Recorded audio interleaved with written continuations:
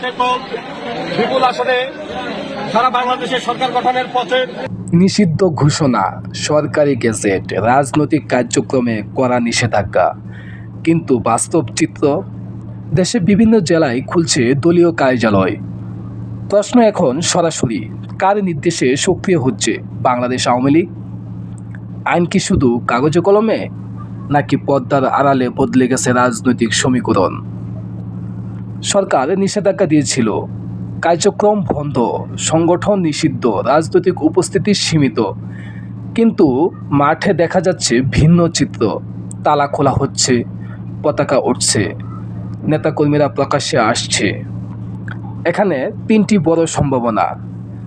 মাঠ পর্যায়ের নেতাকর্মীরা কি নিজেদের শক্তি প্রদর্শন করছে?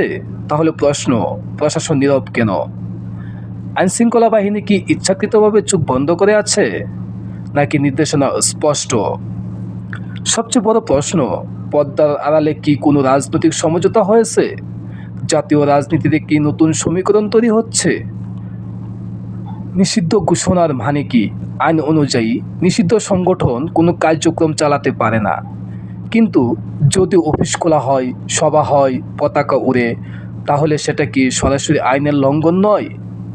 আইন কি সবার জন্য সমান, নাকি রাজনৈতিক বাস্তবতায় আইন নমনীয় হয়ে যায়? বাংলাদেশের ইতিহাস বলছে, রাজনীতিতে নিষেধাজ্ঞা স্থায়ী হয় না, সমীকরণ বদলায় দ্রুত। কিন্তু প্রশ্ন উঠছে, এই পরিবর্তন কি জনগণের সামনে স্বচ্ছভাবে হচ্ছে, নাকি নীরবে অঘোষিতভাবে? এই অফিস খোলা কি শুধু প্রতীকী শক্তি প্রদর্শন, নাকি জাতীয় রাজনীতিতে বড় প্রত্যর্পণের ইঙ্গিত? যদি এটা টেস্ট কেস হয়, তাহলে পরবর্তী ধাপ কি? সভা, সমাবেশ, নির্বাচনী প্রস্তুতি, এটা কি নতুন রাজনৈতিক খেলার শুরু? সরকার কি আনুষ্ঠানিকভাবে কিছু বলবে? প্রশাসন কি ব্যাখ্যা দেবে, নাকি সবকিছু চলবে নীরব সমঝোতার পথে? সবচেয়ে বড় প্রশ্ন, নিষেধাজ্ঞা কি বাস্তব, নাকি কৌশলগত রাজনৈতিক চাপ? আপনি কি মনে করেন, এটা কি আইনের ব্যর্থতা, নাকি রাজনৈতিক পুনর্বিন্যাসের শুরু? কমেন্টে আপনার মতামত বিশ্লেষণ দিন। ভিডিওটি শেয়ার করুন, কারণ একটা প্রশ্ন এখন শুধু একটি দলের নয়, বাংলাদেশের রাজনীতির ভবিষ্যৎ নিয়ে। আওয়ামী লীগের অনেক নেতাকর্মীরা রয়েছে, ছাত্রলীগ, যুবলীগ, অন্যান্য নেতৃবৃন্দ কিন্তু উপস্থিত রয়েছেন।